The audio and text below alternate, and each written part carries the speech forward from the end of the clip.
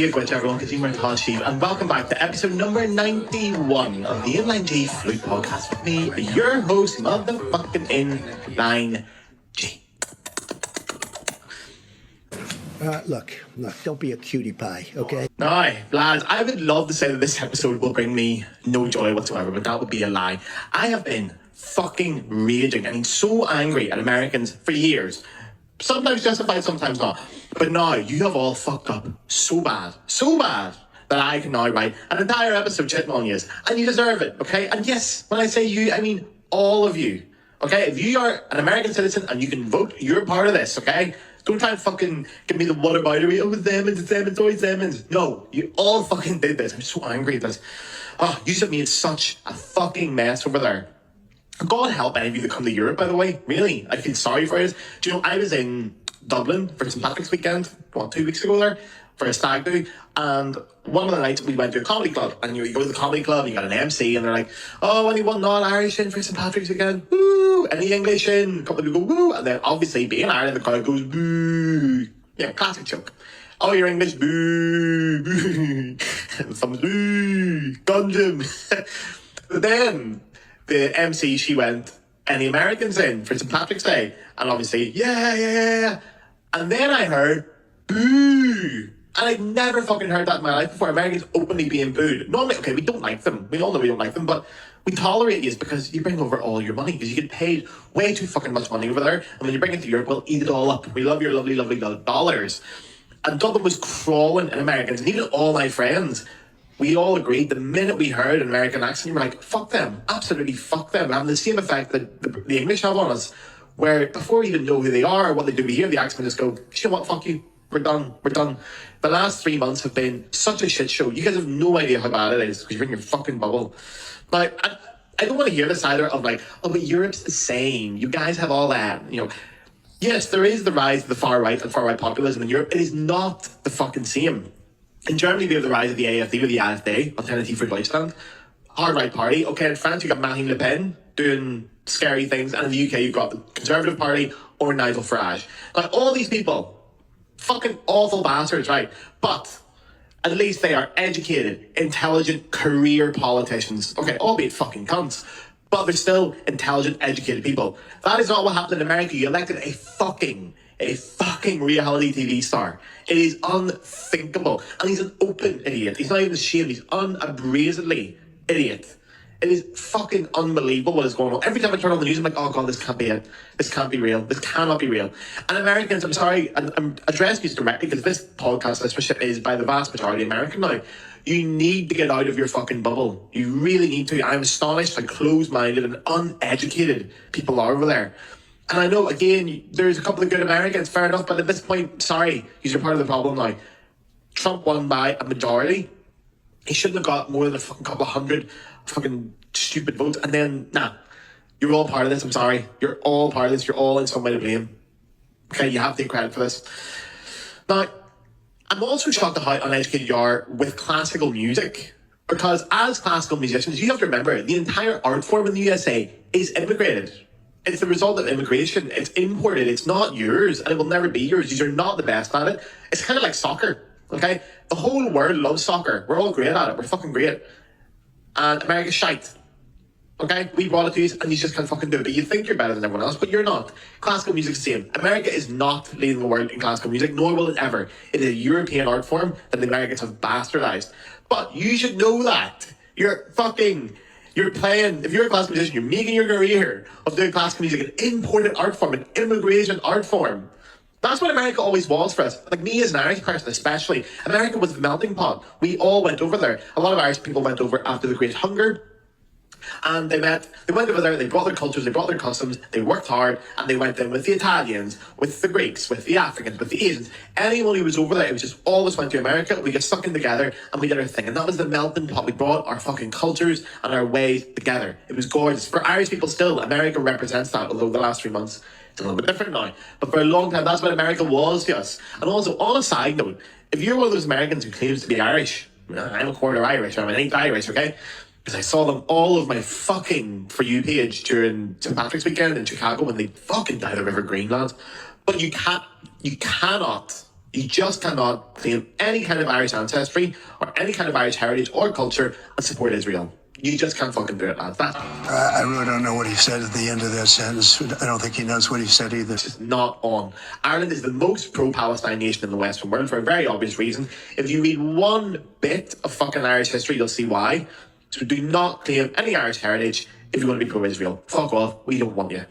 Alright? And if you're proud of your Irish heritage and you are going to help the Palestinian cause, great. We'd love to have you. We'd love to see people being proud of their identity.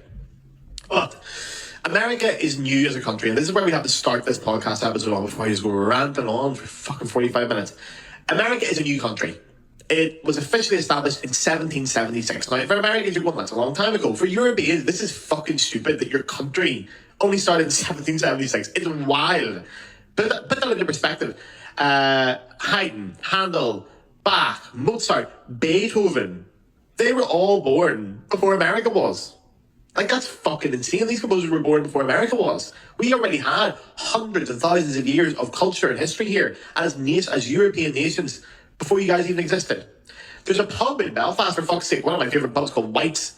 It was founded in 1630. White's pub was founded in 1630. That means people in Belfast were drinking pints for 146 years before your country even fucking existed. You are a baby country. You're a new country. Now, on a serious note, America, in my opinion, is too young for two things, okay? Number one, you do not have your own culture. And that's a good thing. It is. Your culture, if anything, is a mixture of other cultures. But when we think of American culture, we think of fucking hamburgers and Bruce Springsteen and musical theatre and all that shit, okay? Every single thing that someone considers to be quintessentially American has its roots in European or African immigration. Every fucking one of them, okay? And number two, more importantly, America is too young as a nation to have a collective memory of authoritarianism. And this is very, very important because I don't think you guys realise, one, how bad the situation can get, and two, how fucking quickly it's happening over there. It's coming for you, it really is. And as artists, we have a duty to voice our disapproval and we have to protest. You just fucking have to. That's what artists do. That's what we've learned in Europe over the years. Artists protest against these kind of things. This is what art is for. I bitch on this podcast all the time saying we just play the instruments for a living. It doesn't matter. And for the majority of the time, it does not matter. It is a hobby for most people to go and watch us at best. Not now, okay? When you're using your art for political activism, it can change the world. That's when you have to stand up and be counted, okay? This is our fucking moment, lads. Now, doing nothing, by the way, doing fuck all about this situation in America is tacit approval. You may as well just fucking lick Trump's hole. You may as well. So today, in this podcast, there is a structure to it, believe it or not, we're going to be looking at why authoritarianism is the reality in America, undoubtedly so. We're going to look at what the word woke actually means, especially in the context of classical music and flute playing. Very, very important. And then we're going to be looking at an extensive list of examples from the flute community about what's going on in Trump's America right now. So, before we get into this, to my American listeners, if you voted for Donald Trump in either of the elections, just fuck off. Turn the podcast off, go listen to something else, go listen to fucking Joe Rogan. Fuck off. I'm not even in the mood to have a political argument with you. There's no such thing as a political argument. At this point, it is common fucking sense. This is not the podcast for you. If you're a Trump voter, fuck off. Just go.